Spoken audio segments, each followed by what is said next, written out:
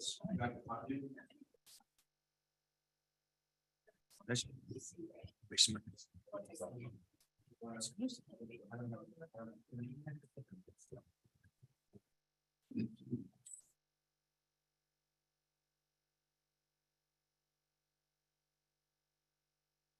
right, well, it's 6 o'clock and it's May 23rd, 2023. We're going to kick off this city council meeting of the city of Lake Stevens. It's going to be a hybrid meeting. We're currently in person down here at the mill. And we are also on Zoom. This meeting is recorded and will be later published on the Lake Stevens YouTube page. So with that, I would ask all to rise for the Pledge of Allegiance. Pledge allegiance to the flag of the United States of America and to the republic for which it stands, one nation, under God, indivisible, with liberty and justice for all. Great. Clerk, can we get a roll call, please? Councilmember Daughtry. Present. Councilmember Peter Shagan. Present. Councilmember Donahue is remote. I'm trying to get him into the meeting, but he is with me texting. So Councilmember Dickinson. Councilmember Jorstad. Councilmember Ewing. Present. Councilmember Tagent. Present. Councilman Donahue did reach out to me and let me know that his connection is not great, so. Okay. He can hear us right now, but I'm trying to get him tapped in. Okay. I think his remote is remote. His remote is remote. Do we want to wait for him or keep going? I don't think so. Okay. All right, Council President, begin the agenda, please. Yes, we all have an agenda in front of us. I would entertain a motion. Move to approve the agenda as submitted. Second. Motion a second, any discussion? All in favor, please add. Aye. Aye. Any opposed? We have an agenda. Excellent. Let's move on to guest business. And our first is introduction of a new police record specialist. Chief.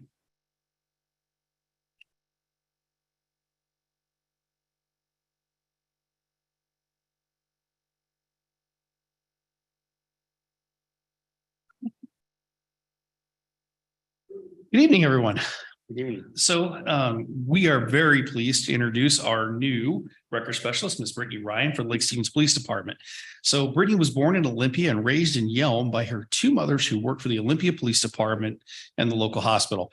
Brittany was brought up to be active and engaged in her community by participating in many volunteer opportunities. Brittany graduated from Yelm High School in 2010. Now I really feel old. And through her Running Start program, she was able to spend time in Florence, Italy, studying history, anthropology, and creative writing. Very cool. She graduated with a bachelor's degree in 2013 from Central Washington University in psychology with the hopes to use her skills to engage and help vulnerable communities. Brittany had spent 13 years working in customer service and event planning. The last 3 years, she worked as a mortgage processor for a finance company in Kirkland while volunteering for local food banks, churches, and Citizens Patrol for the Linwood Police Department. And then she got smart and came to Lake Stevens. After college, Brittany moved to Snohomish and currently resides in Lake Stevens with her significant other, Nick, who has worked for WashDOT for the last 17 years, his 16-year-old daughter, and her 6-year-old son.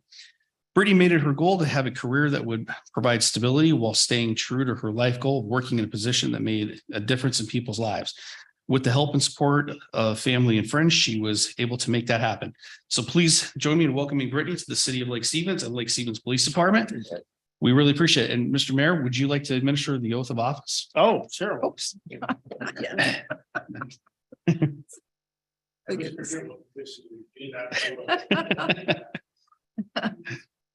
right.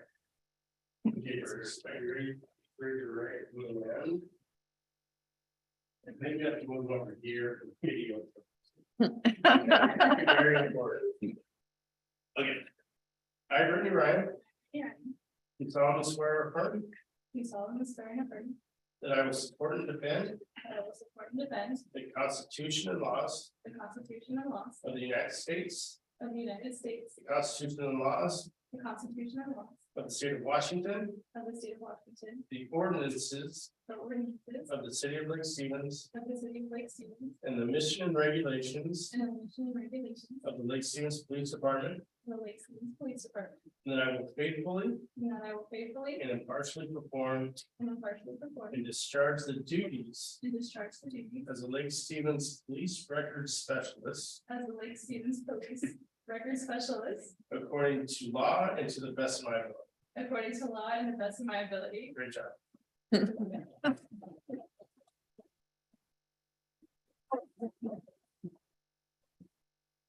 Congratulations, Brittany. Under the city.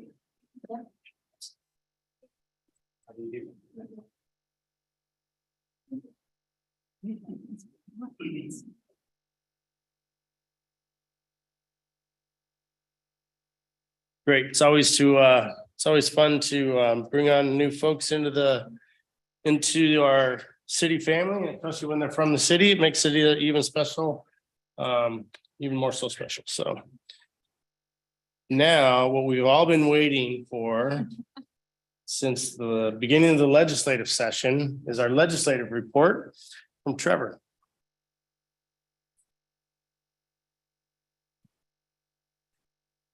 All right, is that coming through clearly? Yeah. Great. Good to see you all, council members, mayor, great to be here. I've met about half of you, I think, just came on with the city officially and on January 1st as Doug Levy officially retired, your longtime lobbyist previous to me. Great to be here and looking forward to working with you all more in the future. We had a really successful 2023 legislative session. Feel free to ask any questions. I'll kind of highlight our successes and high level overview of the legislative session. And then, yeah, feel free to jump in and ask me any questions. This year was a long 105-day legislative session. It was actually 106 days. I'll cover that in a second.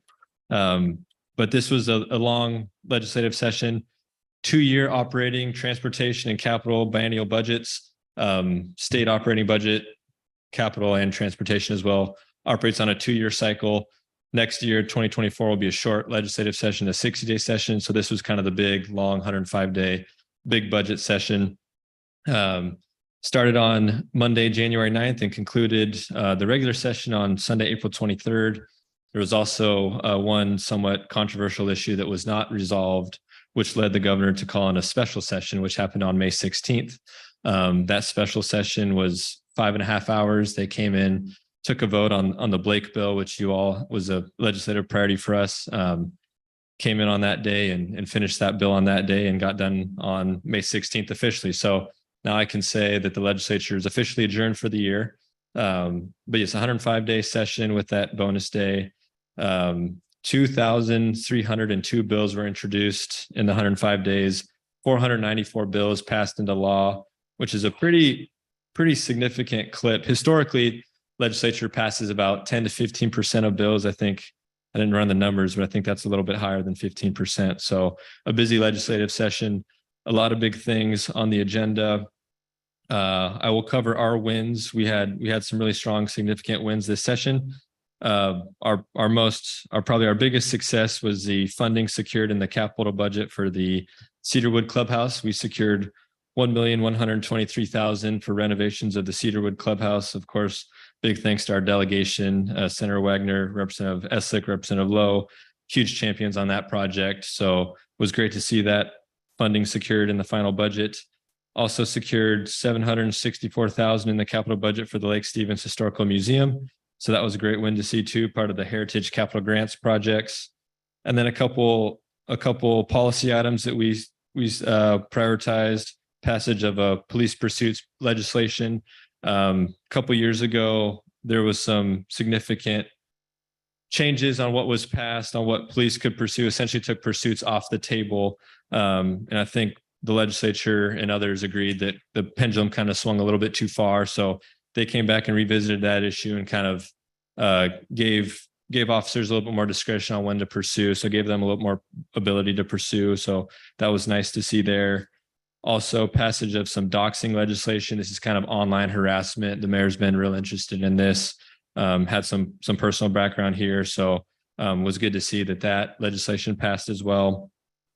Also, the big controversial bill that forced the special session on day 105.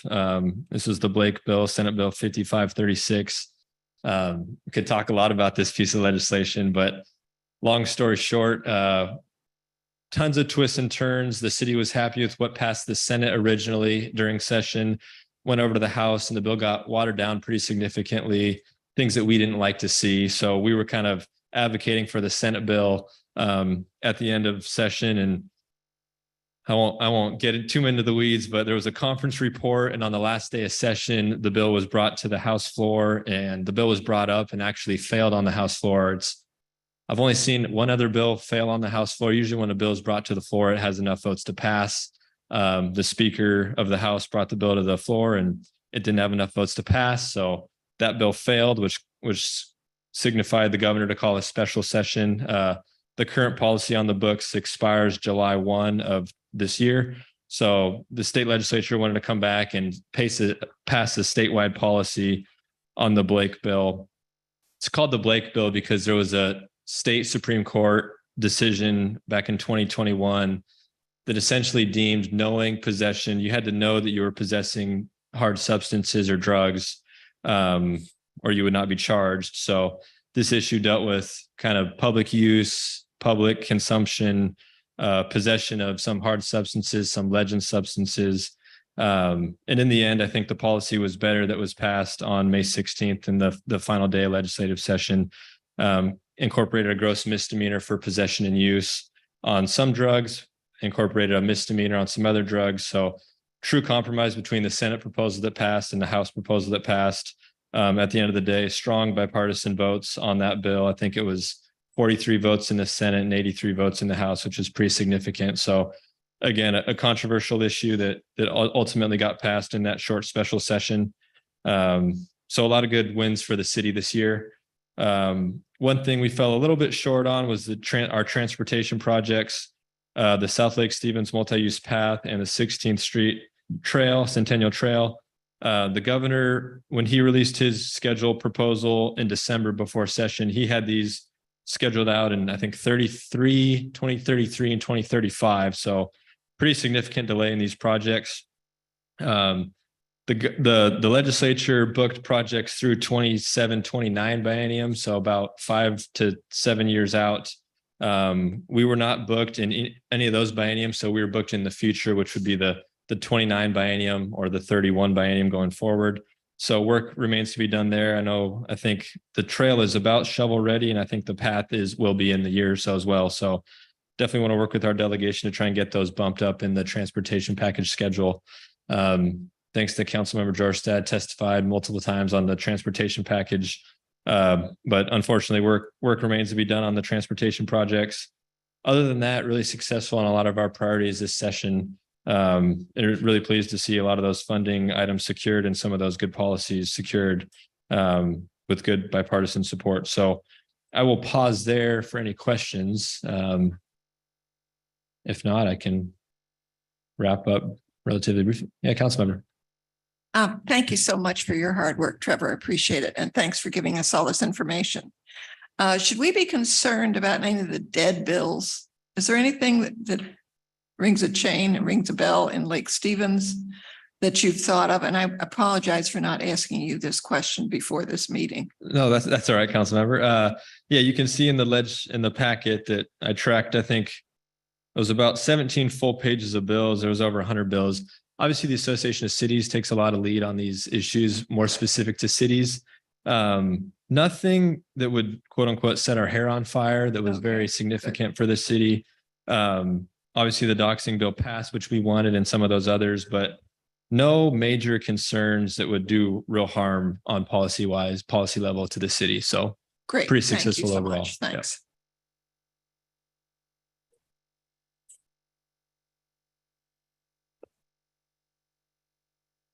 No other questions. You guys let me off kind of easy. Let's see. Let me think for a while.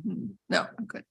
This has been helpful. I also really appreciated your weekly, your every other week updates. There are a lot of moving parts this session, and so it was really helpful to get your summary and to kind of be able to follow along. So thank you for your communication and for the work that you do for us. It was a pleasure to represent you all in Olympia. And I know a lot of you came down. I think it was on February 15th. We had some meetings there. So if you didn't get down this year, maybe come down next year in this short session. We'll have some more meetings. And it was a pleasure to represent you in Olympia this year, and looking forward to continuing to do so. And Trevor also helped out with some of our meetings back in DC and Thank you for your work. yeah, Thanks, everybody. thanks, Trevor. Mayor, can I take a minute to do a sound check for Councilmember Donahue? Can you hear us? Councilmember Donahue? Yes, can you hear me? Yes, great. Yep, thank you. My apologies for the tech issues. I'm coming to you guys live from a yurt in Grayland. Where? Greenland? A year. Yes, you heard that right. A yurt in Grayland. It's a glorified tent. Thank you for your commitment to the work on the council. Absolutely. Thank you. Ryan, did you have any questions for Trevor? I did not. Thank you, Trevor. Great. Let's move forward then with citizens' comments. I have green slips for two folks. One, Eric, well, let's do this first. We also do online. Yeah. So how we do citizens comment, I've been gone for a couple of weeks. How we do citizens comments is we provide 3 minutes for anyone to provide comments to the council, and we do both online or in person. So we'll ask first if there's anyone online who wishes to provide comments. Yeah, I don't see any raised hands right now. So if you do want to speak to the council and you're in our attendees group, if you could raise your digital hand.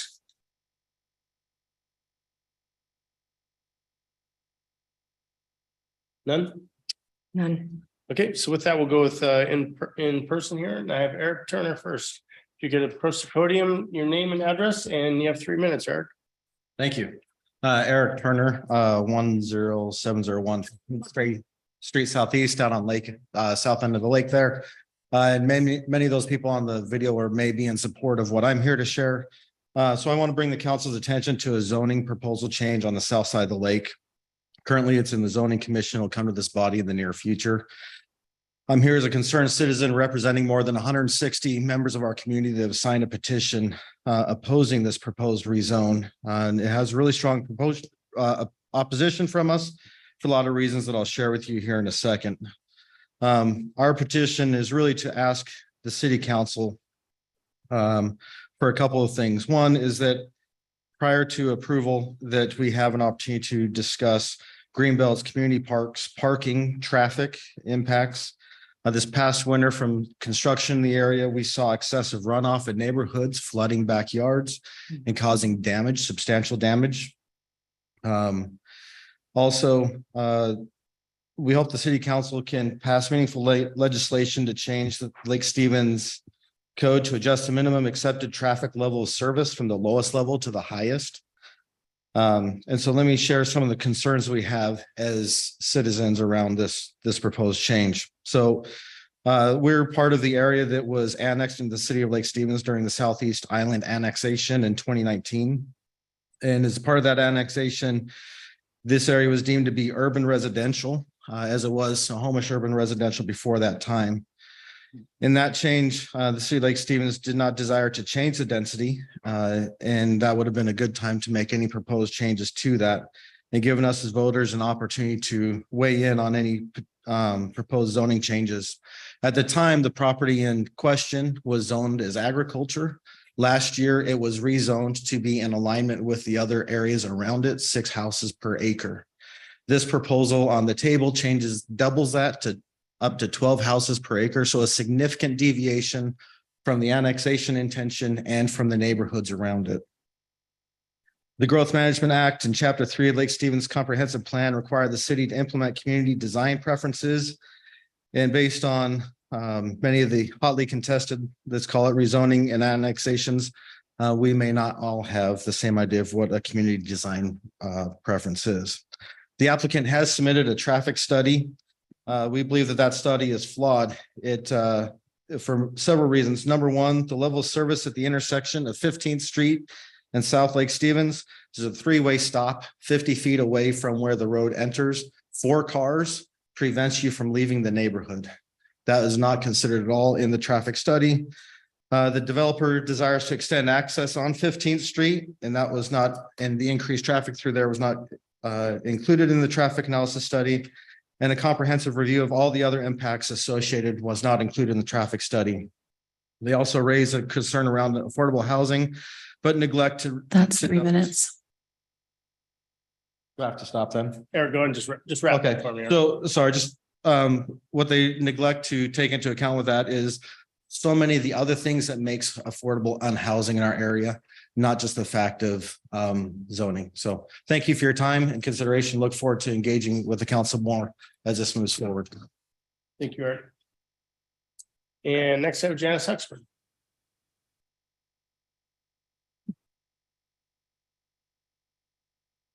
I will give Mr. Turner back his moment that he took over his 3 minutes. I have signed this petition. In running that neighborhood and knowing that neighborhood, I'm concerned that this is an overbuild of an existing investment in Lake Stevens. These investors, these property owners have chosen to live here and raise their children here because of the area around that. Now, I understand it's going to be built. I understand that Olympia has done some things in the recent past that has made this concerning. But at the same time, I think that the city can meet with these people, meet with these residents, and do something that's going to better befit the entire community. So I would ask that you as a council do that. Thank you so much for your time. Thank you, Janice. With that, we will move to council business, Council President. Thank you. Let's start online. Councilman Donahue, do you have any council business tonight? Yes, so I attended the Planning Commission meeting, and the main thing I wanted to mention that is Commissioner Welch announced that he is stepping down from the commission. So I just wanted to say thank you to him. I know many of you had a chance to work with him much longer than I did, but I always found his comments insightful and very helpful in preparing for the issues, that were forthcoming to the city council. And so I just wanted to say thank you to him and wish him well as he enjoys life after serving the city of Lake Stevens. Thank you, Councilman Donahue. We'll start at the end with Councilman Tadgett. Went to Washington DC. We attended some great meetings. I thought the U.S. Department of Transportation provided some insight as to some federal funds that we might be able to get for our city and some different ways to attack different type of funds to help us with our bridges and so forth. So it's a real productive meeting. Thank you, Councilman Ewing. I just want to thank all those who were responsible for setting up our meetings in DC. So we met with a number of representatives and senators. I will just say that I was especially impressed with Senators Cantwell and Murray with their level of detail. They took questions on a wide range of subjects with no notes and spoke just directly and answered the question specifically, and showed to me a very real interest in the citizens of Snohomish County, the residents of Washington State. So I'm especially grateful for them and their staff for the good work they're doing for our community. Thank you, Councilwoman Dickinson. All right, well, I didn't go to DC, but I hear very good things and I expect to get updated on what occurred. I'm glad that you got to meet with Cantwell and what's that other person's name? I know, yes. It was a wonderful thing when I went last September. I went to the Arts and Parks Foundation meeting last week. It's always inspiring to hear what they're up to. And I went to the museum last Thursday to pick up plastic because they're recycling plastic for those benches. And the place was jam-packed. It really made me happy to see people in there. I went to a Pride on the Lake meeting at Lundin Park, where we assessed the layout of the June 24th event, hoping for good weather, but what a beautiful place for us to have that event. The museum meeting yesterday was interesting. I hope that we can move forward soon. Al Juby, who actually helped build the old museum with Anita Cruzy's husband, I believe, spoke about next steps, and he was very, very interesting to hear from. So, yeah, sorry I missed DC. Councilman Peter Sagan. Yes, ditto the comments on Washington, DC. Won't belabor those anymore, but I think it was a successful trip. It's been a couple of weeks here, but May 11th, the Tenant Sewer Board Just board district meeting. We do have a utility committee meeting tomorrow, so with the sewer district. And then also yesterday, we did have a meeting with the Historical Society and city staff. Now that we have the Heritage Grant in place, trying to learn the details of that and so forth, so we can move forward with that. So conversations are just beginning as to what will take place on the parcel behind us to the left. And look forward to continuing those discussions. Thank you. Thank you. Councilman Daughtry. I also went to Washington DC, had a good time and learned quite a bit. I won't belabor that anymore. Went to Skip this morning. Really all they're talking about is the transportation budget. And how we didn't do all that well in Snohomish County this time. And the way that it came about. So there's some issues that are going on with the trestle, of course. They got pushed off again. We learned some things in Washington DC that may ramp that back up. So that'd be good. And I think that's all I got. Great, thank you. I think the only thing I would add about the DC trip is how exciting it is to start learning about grant opportunities at the same time we've hired a grant writer within the city. So super excited to be able to put her to work, I suppose. I think it was a very fruitful visit. We learned a lot about opportunities that we can bring back to our city. I also have been in conversations this last week about so many upcoming community events in Lake Stevens. I'm so excited. We have the film festival coming, we have the Pride celebration, we have music in the park, we have our farmers market starting next month. We have Aquafest coming. It's so great. I think especially after our last couple of years of the pandemic, to really be able to celebrate our city and celebrate our citizens, and just really looking forward to those events. So that's all I have, Mayor. Great. Real quick, I as well attended DC and actually went in a couple of days early to attend some of the events of National Police Week.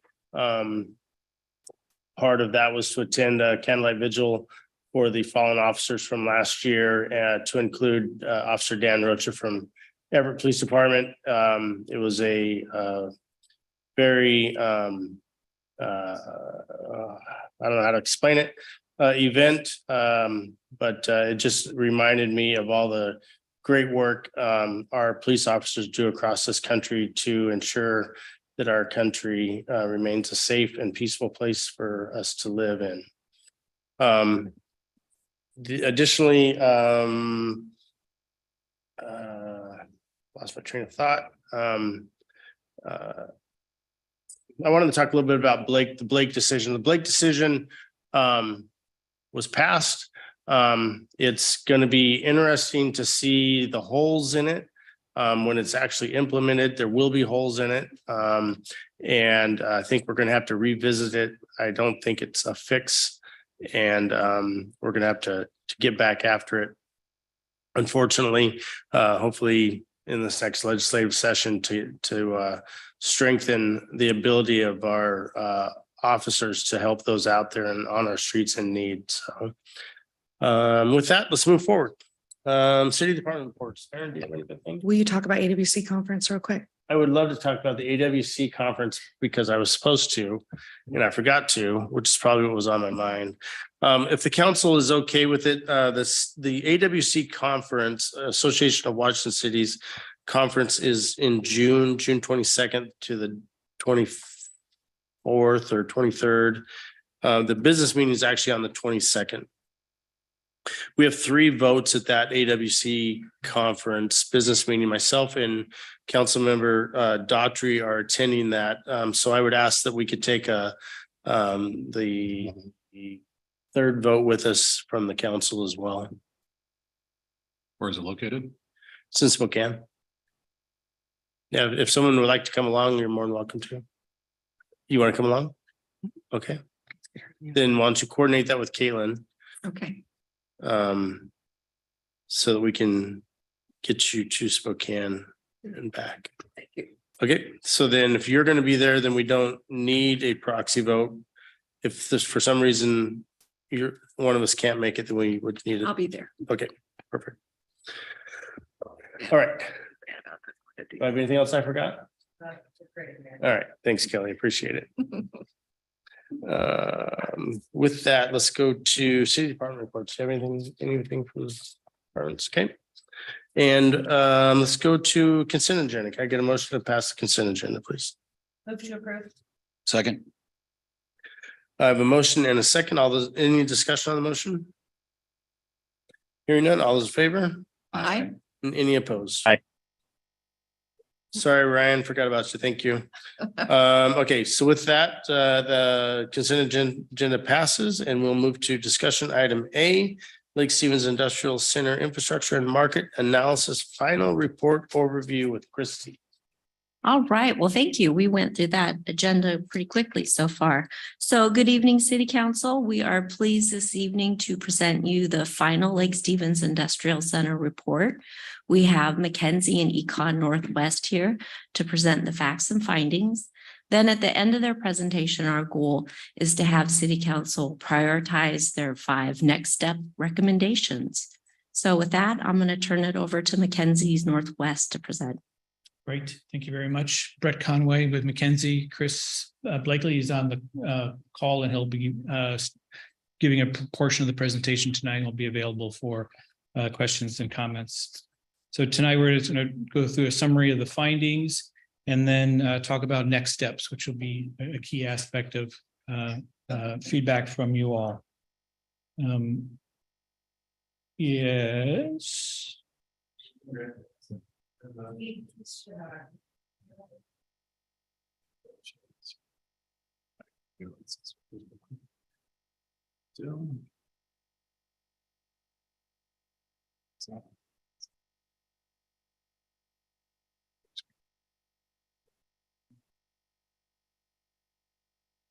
Awesome. Thank you.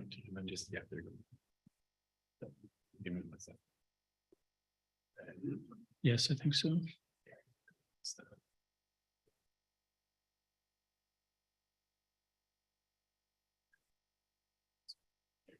Okay, very good. So first piece of the topic tonight is to go through the market analysis that Chris will be addressing. We'll talk about the strategic options that we developed for the industrial district, talk about some of the key aspects, which is sewer, transportation, environmental constraints, and stormwater. So let's get into it. And Chris. All right, well, thank you, Brett. So I'll just start with just kind of an overview of how the market analysis relates to the rest of the project. Basically, the work that we do is to really try to identify what the range of economic possibilities are for this district. Like, so what could actually happen from a market feasibility perspective? What are the regional influences that could drive some of the uses in this area? And then what is desirable? So we did at the very beginning of this project, you may recall, we did a property owner open house to get some feedback about the type of uses that folks would like to see in this area. So once we do that market analysis, we come up with a range of uses that we deliver to Mackenzie and say, well, here are the uses. What are the spaces that these uses need? And so that's where Mackenzie starts to identify what some of the required site types are. What are the site and space needs of those uses? And are those actual opportunities possible? And then they use that to identify also what the infrastructure needs are. So you basically have use, space, and then infrastructure required to support that. We then reconcile that with what's there to come up with some of the strategies and things that are needed to help further this area along on its economic development journey. Next slide, please. So the first thing we do is we take a real hard look at the regional industrial market conditions, and in your region, it's actually a pretty strong market. There at the time we did this study, there was about 3.4 million square feet of industrial space that was either under construction or proposed. The thing about that is the majority of that development is all planned or being developed in the Marysville and Arlington region. So aggregate around I-5, large, flat industrial parcels of a significant scale. So big buildings, big parks. We're seeing absorption outpacing development, which from a market perspective leads to tight vacancy rates and rising rents. And I'll talk about that in a moment. And like I said, the scale of development really does vary very broadly. So, you know, in an area like Arlington, you're seeing, you know, large 200, 300,000 square foot distribution centers. In areas like Lake Stevens, you're seeing smaller, like 30,000 square foot steel buildings that are more limited in scale. Next slide, please.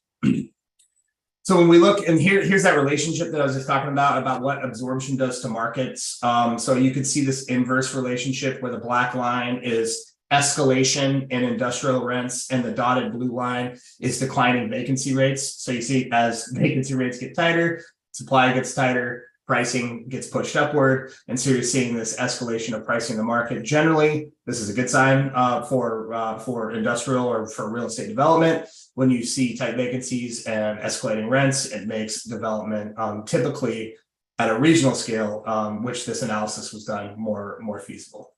Next slide, please.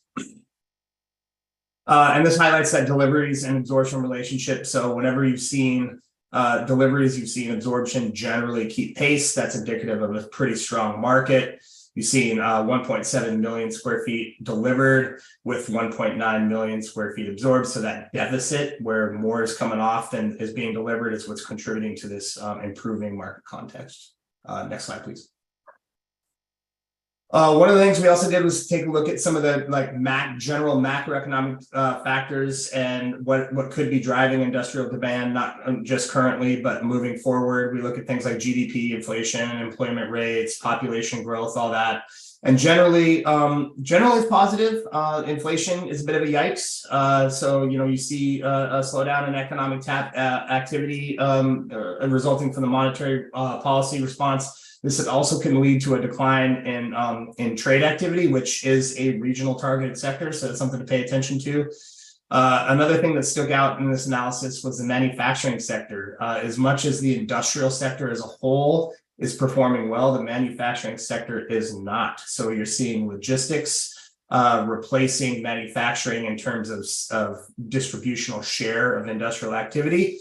That's could be good from one perspective, but from another, from an economic development perspective, manufacturing jobs tend to pay higher wages than logistics, and so there's a bit of a trade-off there. And then in general, population is improving rapidly. Lake Stevens is actually the fastest growing city in Snohomish County. Didn't know if anybody knew that. That was a surprise to me. It's growing twice the rate as the county as a whole. And you're generally in line in terms of your levels of education relative to the county and on average. So we don't really see that as an advantage or a disadvantage.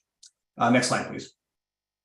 Another thing we did was we took a look at some of the more regional targeted industries, the industries that are driving demand for industrial space at this regional level in the big sectors. These are the industries that your regional economic development agencies are doing targeted recruitment on. They include international trade. Obviously, everybody knows the aerospace industry is very strong in this region, as well as the military.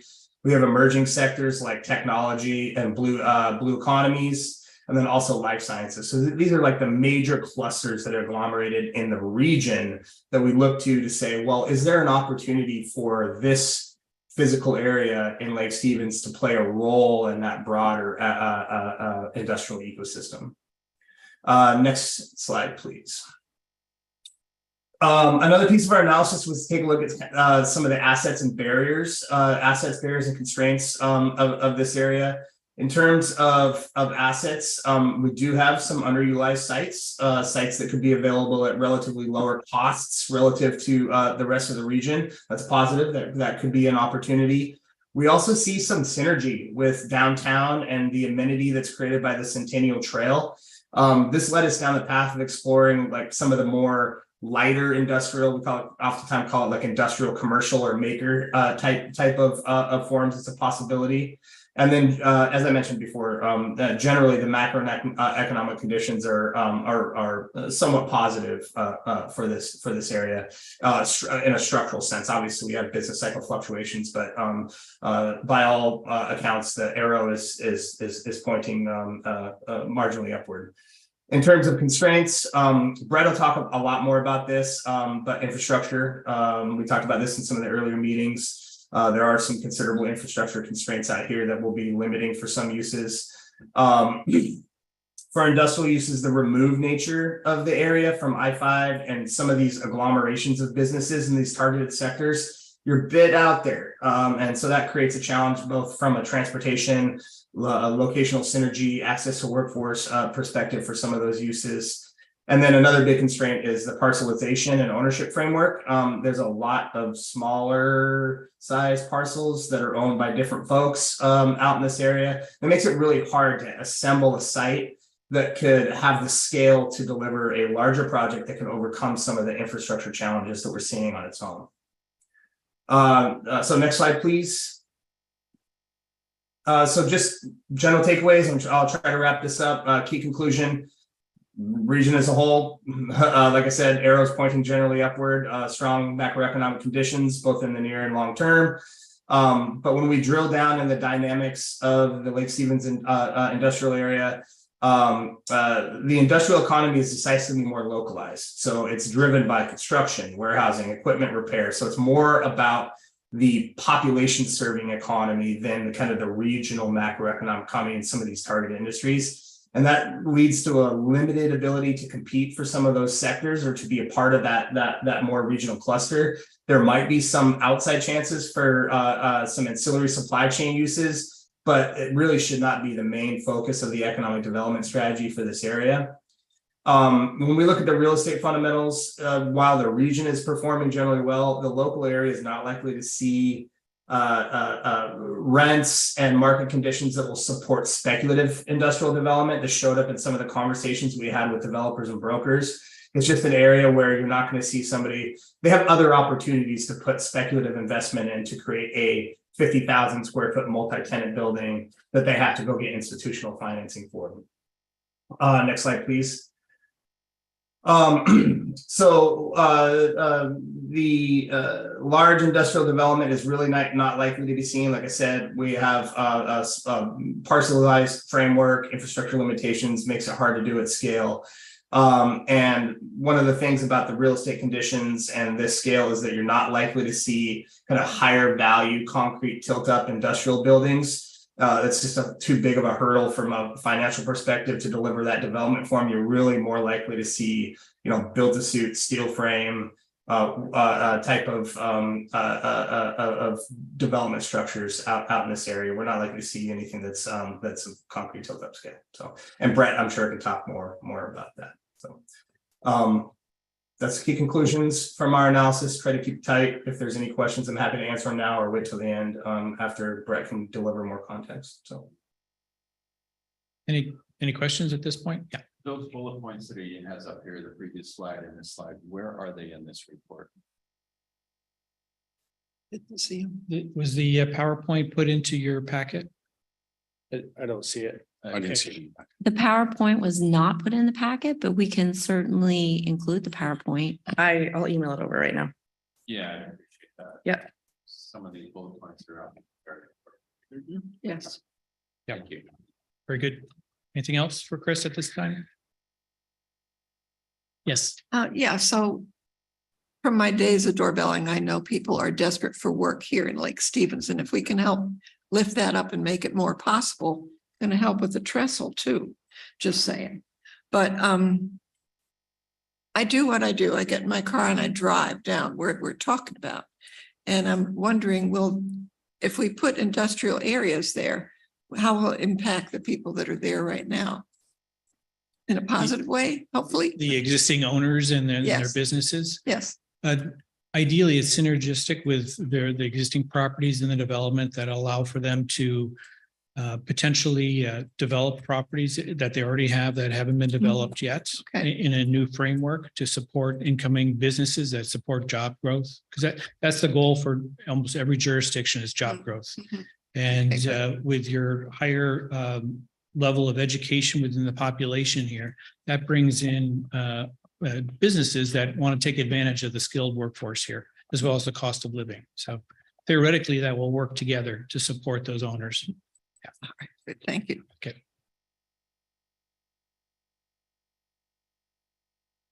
You have a question about the economics of this. I mean, the infrastructure is severely lacking there. And so relative to what is available for us to develop there, is there a dollar value that we need to attract in terms of the businesses and the square footage to be able to offset the millions of dollars that will be necessary to invest in that area to make it viable.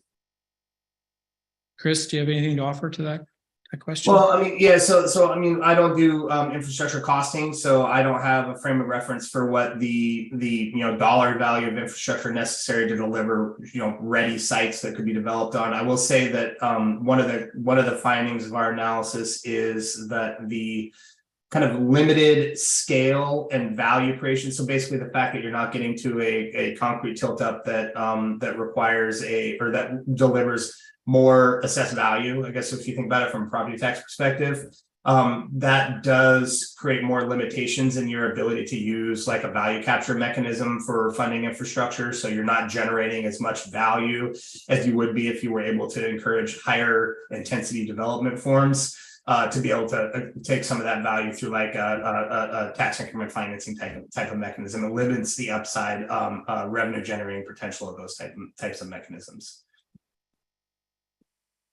And that effort of the cost to do the infrastructure improvements as it relates to the overall plan, that wasn't a part of our scope at this time, and that's a key element to taking the next steps forward, is understanding that the final vision and the costing of it and how it all gets done, as well as the return that could be achieved. So,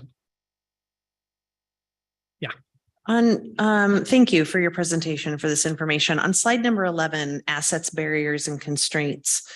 The number one barrier that's listed, or the first barrier, is lack of sanitary sewer infrastructure. So we've talked quite a bit here around the need to have sewer expanded into the industrial district. But as I read this slide, that's one of 8 different barriers and constraints. Are these in order of importance? Like if we were to address the sewer issue, would that take us quite a ways into addressing some of the other barriers? And would we then be in a better place to attract different industries? Or no, these are all sort of equal barriers, and getting sewer down there is one of 8 other things that we also need to be paying attention to. Does that make sense? So So I'll start, Brett, real quick, and you could jump in. So they're not listed in any sort of cardinal order. This was arbitrary in the way that they are listed. So don't think about it that way. But I think Brett can jump in on lack of sanitary sewer as the level of constraint that is. And it's obviously key for business development as well as residential developments, sewer. And it lowers the cost of entry for businesses to come in when a sewer system is provided within their region, rather than being connected to like a septic field, which changes their available land that they can develop for business. So the sewer system coming in portions of the district were a lot easier than other areas of the district based on the master plan that's been developed so far, and some initial studies that have been funded already that Russ has brought in and talked about. So it is a huge piece of it, but transportation, I think, is just equally paired up with the level of importance for success in this district. Okay. So thank you. Both are very expensive. So. Any other economic questions? Looks like you might have one. Councilmember Ewing's point of cost versus benefit is extremely important, and I'm glad you brought it up. But I guess looking at the amount of limitations that we have on here and the desirability of the other industrial areas, Marysville, Arlington, would you speculate that we probably won't see any kind of significant activity until those other areas are built out and occupied, in the sense I wouldn't necessarily say that. I would say that you're in a different market, right? So the markets that Arlington and Marysville are building to are large scale institutional, 100, 200, 300,000 square foot DC buildings. And Brett will show some of the alternatives I think that we've laid out here. There's an opportunity for this area to serve a much more almost recreational or semi-commercial aspect to your community as an extension of your downtown almost, an area that can anchor this side of town with smaller scale uses that might not be as large scale in intensity, but deliver value to the community. Now, the biggest constraint is if those uses create enough value to justify the infrastructure investment that is there that is necessary to deliver some of those uses, and therein lies kind of the conundrum for this area. Yeah, and that's the challenge of balance. And so, because we're dealing with niche markets, and those don't come along all the time. So I guess I'm looking at how long, we can all speculate, but how long before we see any fruits of our labor in this area, and the investment that you talk about that would even open the door for that. It's there's an interesting dynamic to the situation where the Arlingtons and the Marysville are, as Chris said, are building larger buildings, 100,000, 300, 400, 5 million square foot buildings. And they attract users who need that much square footage. And they at times when the market provides all this large scale space, there's a deficit of small scale space. Kent is seeing the same thing. Kent has a whole array of large scale, and there's a dearth of small scale from the 10, 20, 30 to 50, 60,000 square foot spaces. So there's a need for that niche of the smaller scale spaces that I think Lake Stevens will be better suited to provide that scale size. And that will, just as we have indicated so far, 100,000 square foot buildings, it's just not the right place for that here. There's too many barriers for that to be successful. But a 10 or 20 or 30,000 square foot buildings and smaller will be successful in this environment here with some of the things. Are you saying like incubator space? That's one portion of it. Garage-based business, and then goes out of that. Yeah, startup companies, maker spaces, which are incubators as well, and as well as just a small, like an electrical shop, or they might be making a widget, or they're providing the service side of service, that need industrial space for their operation, a contractor, an electrician. They need that space, and whether it's downtown space that's best for them, or an industrial district space that's for them. So we've referenced one of the uses, or the kind of category of uses, is small scale incubator kinds of spaces, in where the smaller lot sizes currently exist today is sort of a nexus for where that might be better fit for where they could be inserted. Anything else before we go on to the balance? Okay. Jump into so we developed, and I believe you've seen these before. There's some of the open houses that the community has seen, as well as the Planning Commission, but 3 strategic options for this for the area. And these are not full-baked solutions that have all the answers and the costing for them, but they're more of a opportunity to lay out ideas for certain key issues in the district. And many of them are transportation related. How trucks move through the district, how we get to 92nd, how do we handle certain road configurations that exist today, as well as how do we make sure we take advantage of the asset of the Centennial Trail. So these layouts here are based on certain configurations start with a configuration of intersections into Highway 92. So this particular one, option 1, connects up at 127th.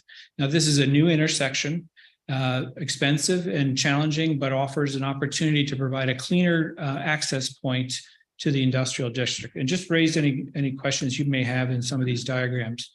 The bullet points along the right-hand side are keynotes into the plan. And, there's a lot of detail here. It's kind of small to how to see, but they'll be in the PowerPoint that you'll be getting forwarded here. But this takes the access point at 127th through the district, through Old Hartford, and then takes advantage of the existing street access at 28th and brings you back to Manchayos and down. This does not include in this option improving the intersection at Manchayos and 92nd. In option 2, we look at improving the intersection at Manchayos and 92nd and making that the major industrial street through the district. And we also work to, in this diagram, the diagram is also a primer for the future plan that the city will go towards, is de-emphasizing traffic through the residential districts. So up at the top of the plan north, where number 5 is, as well as through the residential district at the lower south end. On option 3, we take Old Hartford and punch it all the way straight through to 92nd as a straight line through, connecting it and making that a more efficient route through the district, and then connecting it into Manchayos and making that kind of the industrial street through the district. And in the color coding, in the mapping, the green area is areas that where more large scale developments have an opportunity to occur. The pinkish areas in the center are where the makers smaller spaces are, and the blue areas are an intermediate category of industrial kinds of users. Any initial questions on those diagrams? Yes. So where it goes up to 92 from 127, does that take it through the residential area? So this is proposing that, you know, that a key aspect, which is probably self-evident to everyone in this room, is that getting vehicular access to 92nd is a great idea. And Right. rather than going through the residential districts. Right. So we have three options here. And one of them is just improve the intersection at Manchayos. And that has its challenges. Create an intersection, right, to where the trail goes underneath 92nd. Right. And the other one is at 127th. Mhm. And a lot of state dialogue would go into that and cost. But the goal is, you know, how do we improve the condition of where it is today? And it's one of those options, probably. Right. Right. And so we take one option and then run the idea through. Mhm. So in a couple of these options, you vacate 28th Street. I don't understand the reason for that. The 28th going into the neighborhood, that intersection going west of Old Hartford. And so the challenge with that intersection is just the existing alignment, as we all know out there, is kind of cockeyed, and it creates a traffic challenge in flow through the district. So 28th isn't between Old Hartford and Manchayos isn't vacated. That's kept in place. The dashed line is indicating, not the solid red line is the major industrial circulation. The dashed line is a step down in the circulation. So not emphasizing that as a route through the district. And then on the west side of Old Hartford is different strategies to address that intersection. One is to create a perfect intersection, which is in option 1, is to create a perfect T intersection at that joint. And then option 2 is not have it continue west into the district, but rely on other access points into the west side of Old Hartford. And in option 3 offers the same idea, but is creating or emphasizing a road a little bit south of 28th. And so with these diagrams, the goal is to create a dialogue and hear back on different strategies for access and for going through the neighborhood, and to head towards a unified singular direction. And there isn't one in our work today. It's more about forcing questions and options. Sewer, and if we're okay, we'll move on to other aspects. So we've in this slide here, we've broken the district into 3 different areas, 1, 2, and 3. And in these 3 areas, we looked at a whole variety of aspects like stormwater, sewer, other utilities, as well as lot sizes and existing developments, and categorized where is it easiest to initially have more industrial developments. And so one is a zone, an area that we've categorized as easier for development kind of globally, and two being the secondary area for development, and three being the next area of development, and just ease of access. And I know we have development in all those areas today, but there are, for example, in area 1, sanitary will be easier brought to that area than in 3 and 2. And so that's why it is a major aspect of the view of area 1. Area 1 can also support stormwater infiltration on their sites easier than the other sites, just because of the way the land and the soils work. So that you could, and there are today on-site detention ponds in area 1 that handle some of the stormwater that is on site. We looked at whether a regional detention for stormwater, a regional detention facility could support many properties in the area and be an asset for many different properties as they look at development. And it really wasn't an avenue that offered a lot of attributes for us to put on the list as to create a regional facility for stormwater.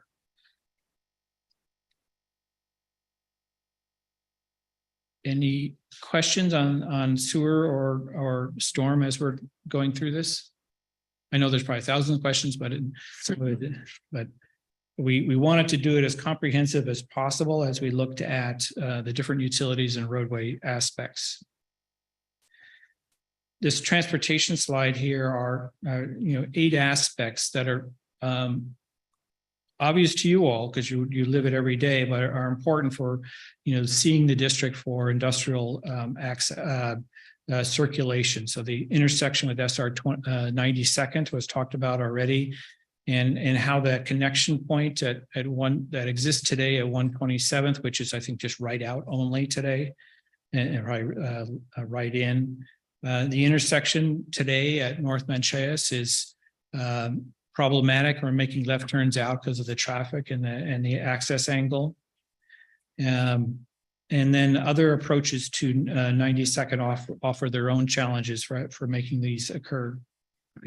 These are, and then also just talking about the other aspects that we already mentioned, the long delay of getting out of 92nd, the alignment at Old Hartford and 28th Northeast, and the Centennial Trail, where it's an asset going through the neighborhood for sure, and many districts look at bike trails throughout their community, and as you have, as an asset. And for the industrial district, you wouldn't necessarily come to mind, well, why is that an asset? Well, the people who work there and the people who go through there should be treated as an asset. It always is an asset as it goes through your community here. And can we turn up the volume on that? And so some of the schemes look at turning up the volume on that asset to bring in employers who make these decisions about intangibles, and that's an intangible.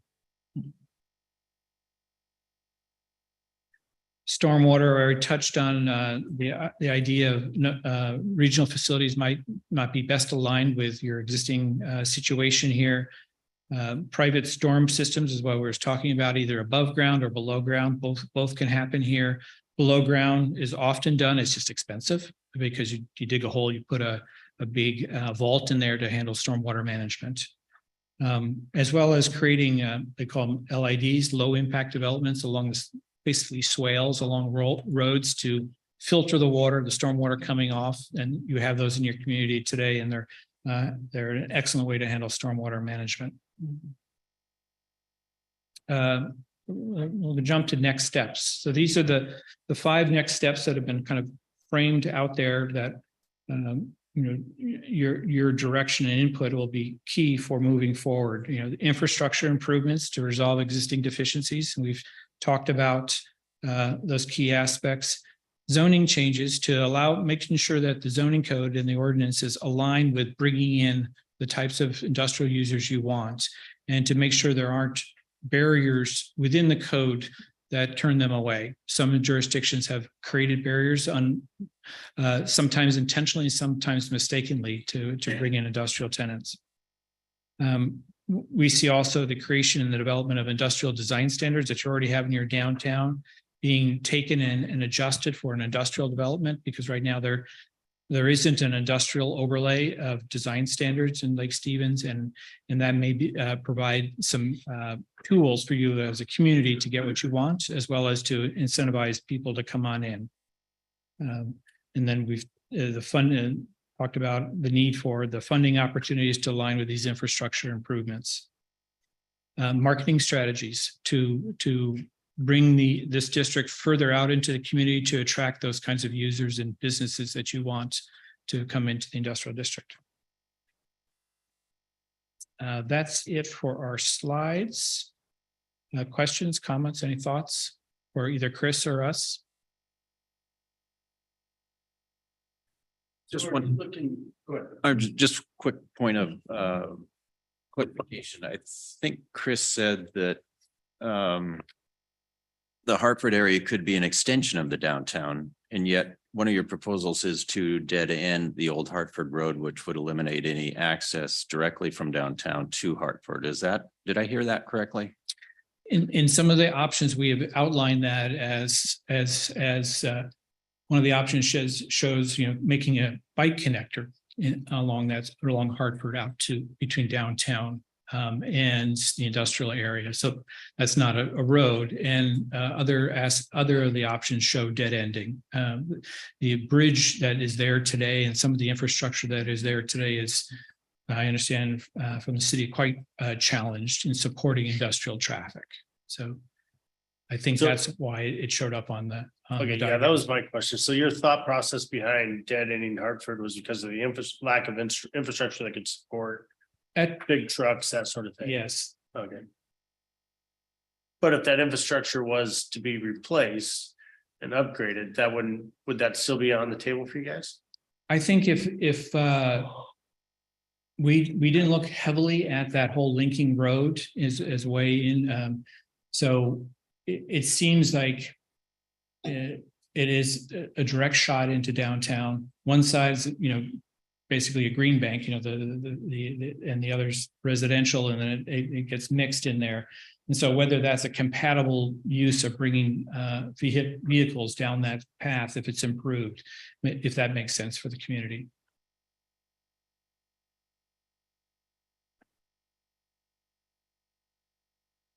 So it's not off the table, but it wasn't really strongly put on the table initially to improve that access point.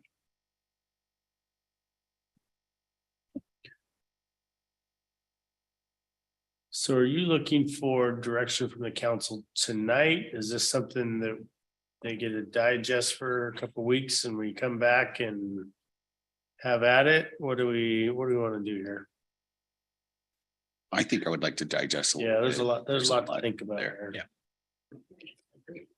Yeah, I would agree. I think there's been a lot of information this evening and for everyone to think about it, and we could come back and schedule a work session.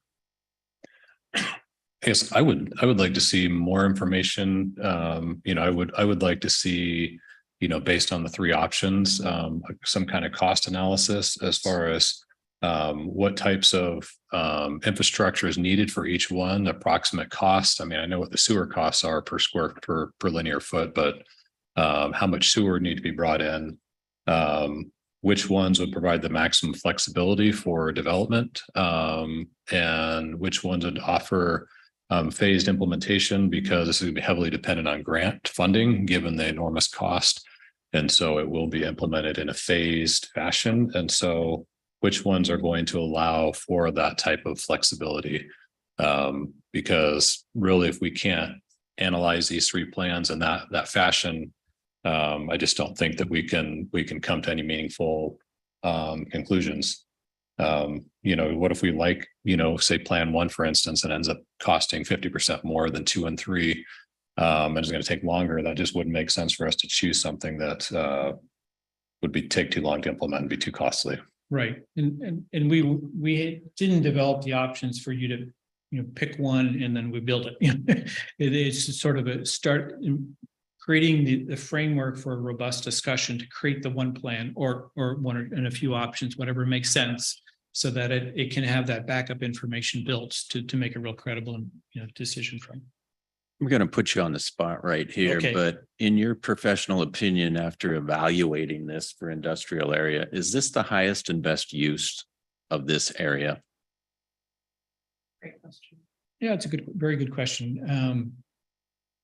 The infrastructure challenges are significant. The transportation and sewer are significant.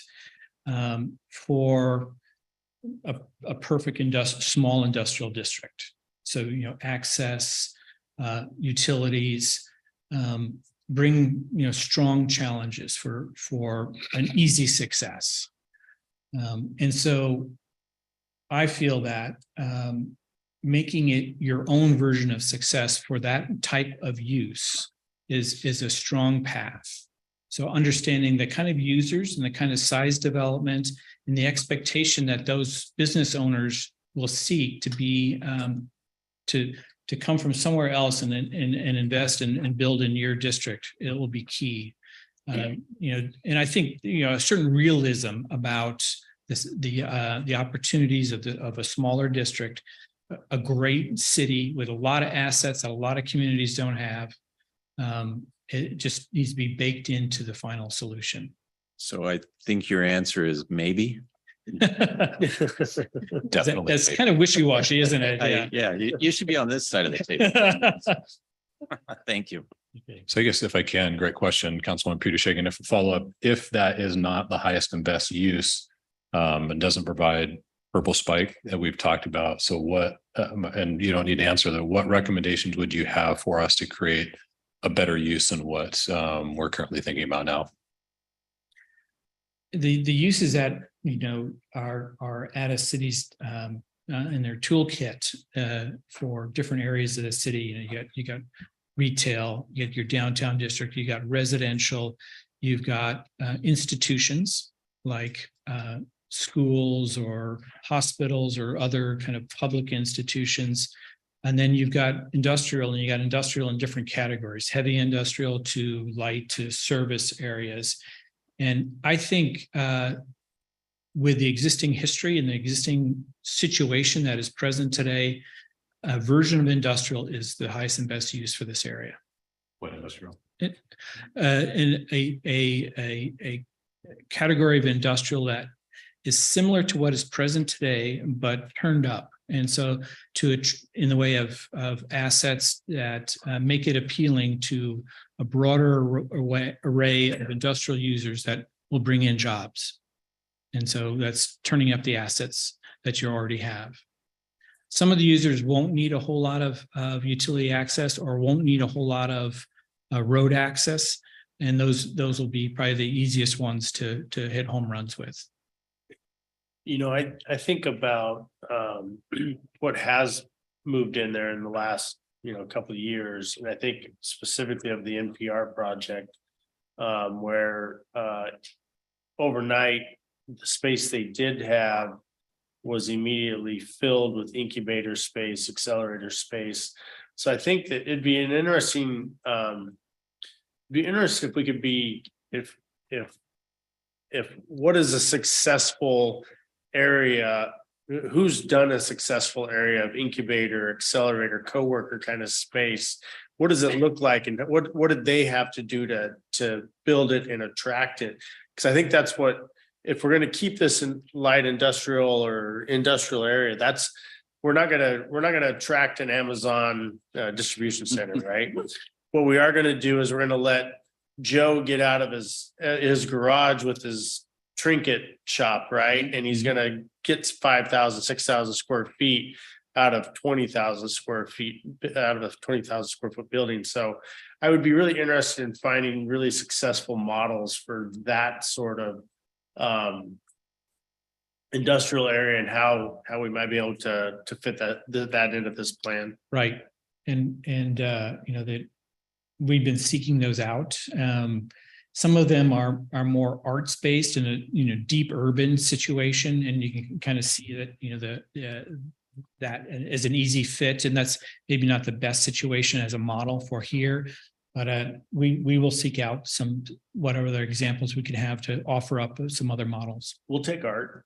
Yeah. Art's cool. Yeah. We considered, whether, something like the wine industry or an industry like that would fit. And I think it would, that it's more of a hospitality industry.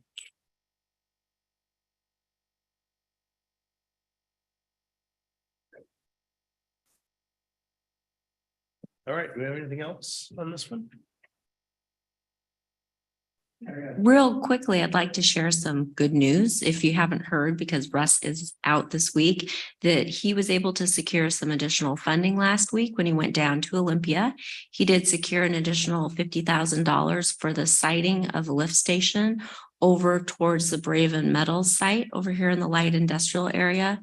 So that combined with the $208,000 that had already been obtained for the full road profile section to design water and sewer from 20th up to the public workshop. It's some money to start a seed project for sewer out there. So I just wanted to share that with you. So there's at least a project on the horizon here for 2024. That's great. That is good news. Thank you. Kim, you were gonna say something. Nothing. No. Answered my own What question. was that what you were gonna say? No, I Okay. wasn't. I did not have that. Okay. Ryan, do you have anything for us? Where's he at in Greenland?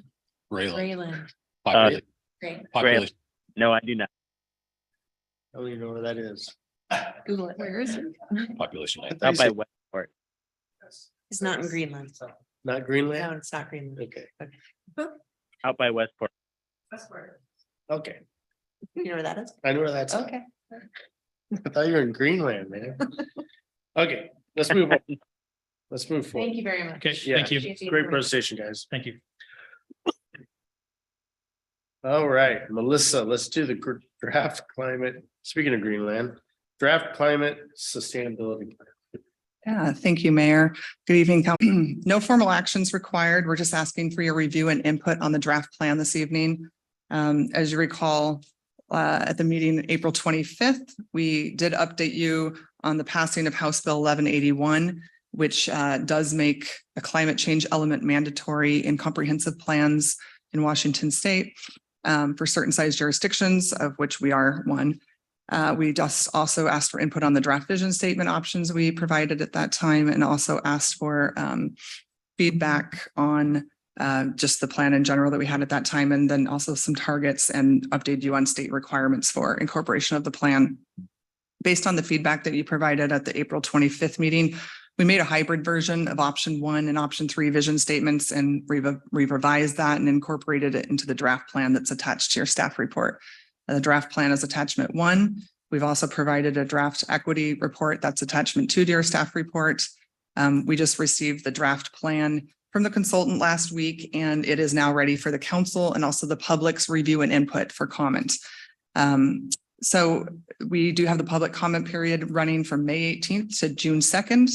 Friday of next week, I think, is the end, and the public can provide input through the survey link that's in this staff report, or also on the project's webpage, which is on the city's webpage for under climate mitigation plan. And then we'll be revising the plan based on the input and comments we receive. Please note that the plan tonight does not include the appendices, as several of those are still under development. Several of the appendices we have shared prior to the council and to the public, including the public engagement plan, the survey results we received, and the comprehensive plan amendments, where we're looking at the comparison of our existing comprehensive plan and then the proposed strategies and how they correlate. So in addition to the draft plan, I mentioned we have the draft equity assessment report attached. That assessment report basically examines the impacts, both intended and not, among communities of color, low-income populations, vulnerable and overburdened populations for the actions listed in the plan. And so then that report provides a list of considerations to the city to review and incorporate into the draft plan. So then the next steps we anticipate is providing the city council with the cost benefit assessment, and we're looking at bringing that to you on June 6th. That's currently under development by the consultant and under review by staff. And then we do have a draft implementation plan and matrix that we wanted to include in June 6th. I don't know if that's going to actually be included in June 6th, more likely the June 13th meeting. We're hoping to have the whole plan, including appendices and everything ready for you to look at on June 13th. And if you're intending to take action, then that might be a possibility, or we look at potentially adopting on June 20th or June 27th. We do have to adopt it by the end of June in order to meet the grant contract that we have with Department of Commerce. So at this time, I'm happy to answer any questions you have on the draft plan or any information that was provided in the staff report. Thank you.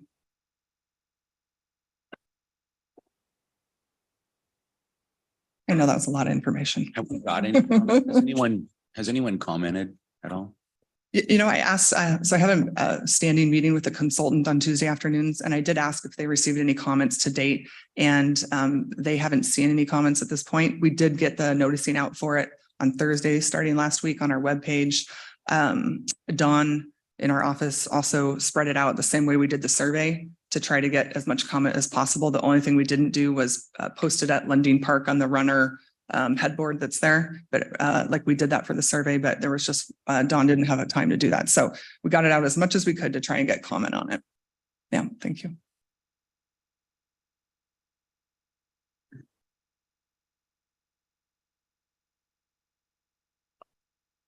No comment on climate. I guess I'll step in it. So I'm just looking So at, you'll step in it. yes, That's what he said. the climate action plan cities, comparable cities that I see here. Portland, which is 15 times the size of Lake Stevens. Seattle, which is more than 20 times the size of Lake Stevens.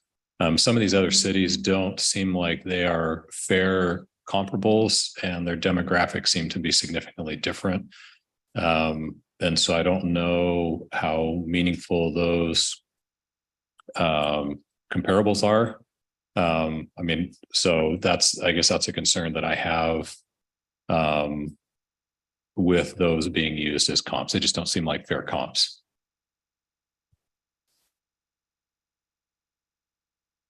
Thank you for the feedback. Appreciate that.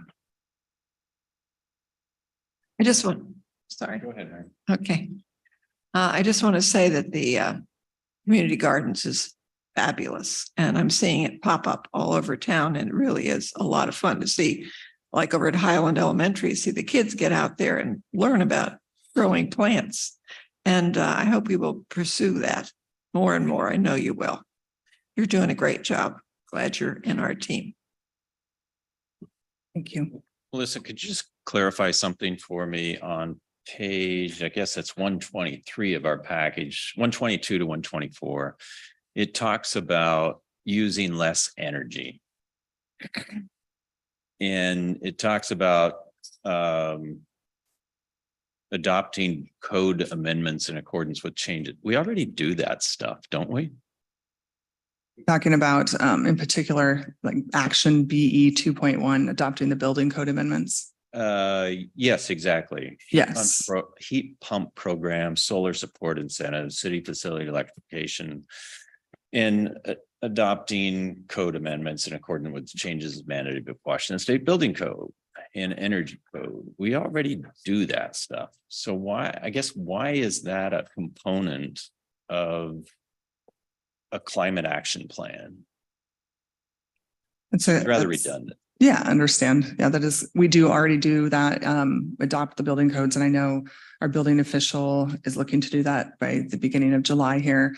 It's a great question. I don't know that this is redundant. We could potentially look at deleting it. I think it was more intended to demonstrate that because the building code is getting stricter and stricter environmentally, that we're keeping compliant with that as a city.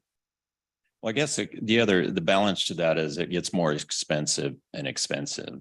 So if we're going to, load up a program with a lot of language in it and so forth, I guess I would go back to cost benefit analysis as to what are we gaining by all this? We're making all this stuff in here drives costs up, and, I'll use it again, but then tomorrow we'll talk about affordable housing.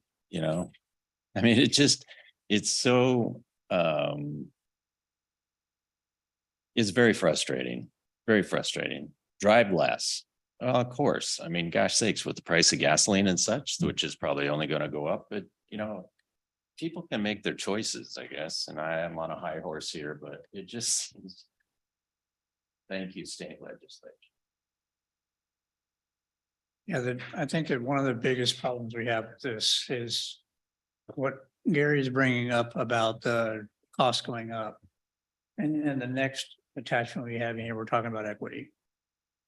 And I'm sorry, those two do not compute. That it just doesn't happen. And to try to take what they're trying to accomplish with climate change. And I'm gonna not get into that very deeply because I did it last time and this doesn't make any difference in the conversation. But to try to say that we're gonna do these things that are gonna cost more money and then talk on the other hand about equity or affordable housing, it just makes no sense at all. Putting in, you know, heat pump programs and those kinds of things, that's all well and good. And we could also talk about, well, why don't we have in the four corners of the city, a nuclear power plant to just provide all the power we need, which is extremely clean energy. And, you know, although most people aren't talking about that part of things anymore. You also have to take into consideration something the PSC is doing with natural gas. And that's to make it here very shortly, 80% green and by, I can't remember what it was, 2050, it was going to be 100% green or non-emitting, I guess is the actual terminology. So getting rid of natural gas, first off, it's not going to happen. Second off, it's actually going to be better in the future. They're already playing on it, they're already doing it. So why is this even part of our conversation in our area to get rid of natural gas? It just doesn't make any sense. So we're not taking into consideration other things that are happening. I mean, if you really want to go all the way to the left hand of the climate change, where they're talking about, well, people are going to be underwater. Well, they don't take into consideration that people adapt. And so when things are happening in the climate, people are adapting. And we don't take that into consideration. It's just, oh my God, we're all going to drown. So, you know, we have to be looking outside of what's happening outside of different technologies, et cetera, that are happening and try to get those inside of our plan, because that's what's happening out there and we have to stay up with it. We're being told one thing and other things are happening that we're adapting to, and we need to be able to be open-minded in our plan about those kinds of things. I guess, just weigh in again, if there is a way, and I agree with Councilman Piching, if we can reduce redundancies in our codes and our ordinances and things, you know, we had a similar thing with the short-term rental. There's a lot of redundancy in there. I think it's just helpful instead of having a 25 or 30 page action plan that, you know, probably a lot of people, if it can be condensed and refer to other ordinances, I think are the STR folks did a really good job of referencing other things with the help of, you know, our city attorney and Russ. I'd like to see a similar thing done with the action plan, so we're not having to wade through such a long document with a lot of redundancies. Well, I agree, but you know, on my to-do list, sometimes I list a couple things and then I go do something that wasn't on my list and I go put it on my list as completed. It makes me feel better. I mean, you know, that's basically what we just did with some of our codes. My only concern with this coming out is that these are things that we are trying to do, but I don't want them to become mandatory for us to do, especially without a cost benefit analysis. Like vehicles for the city, moving them to all electric, or the police department's vehicles moving to all electric. We don't have that kind of funds to do that. So I hope these are just in general things that we will keep in mind, but something that we're not going to all of a sudden be held to a standard to. So if I can just respond to Councilmember Ewing's comment, I will look and talk to the consultant about trying to see where we can simplify and improve the redundancies. And then Councilmember Tangent, in terms of the cost benefit assessment, there are 10 actions we selected for that. So that'll be coming to council June 6th for your review. And not all of the actions in here. This is really meant to be a soft approach into the 2024 comp plan update. And so we'll be continuing discussions on revising and implementing these as we go through in the next few years. So it's going to be a long conversation. Yeah. I have spoken on this issue before, and so I don't think it makes sense to get into the weeds about our different viewpoints up here on the council and how we sort of interpret this. I just want to take an opportunity to just provide a different perspective. This is a required part of what we do in our city. And I appreciate that you and your team have looked at the requirements and developed a plan that is science-based and that incorporates equity and that uses plain language, because these are changes that will impact our entire city. And it doesn't make sense to have a bunch of science jargon. I think it makes sense to have really plain language that outlines the direction that that we need to move in. So I just want to provide an alternate view, and thank you for the information. I think this is very long range, but I think there are some things we can do shortly as well. I look forward to continued conversations and moving in a little bit of a different direction. So thank you. Melissa, I just have to say, we have to start somewhere. And when I look outside and see the children running around out there, it's for them. This isn't for me. It's for folks that are going to be here in 20 years. They're the ones this is about. And I really appreciate your hard work. We'll get there. We will get there. Thank you. I did want to add that the equity component is a requirement of the Department of Commerce grant, and it is a component part of the new House bill that passed. So that's why you're seeing it in here. Yeah. Anything else from Melissa? Great presentation. Appreciate your work on it, Melissa. Thank you. Can I get a motion to adjourn? So moved. Second. All those in favor? Aye. Any opposed? Aye. Brian, you opposed? I'd like to continue the discussion. Not voted. Well, thank you, everybody, for attending, and go out and do good things.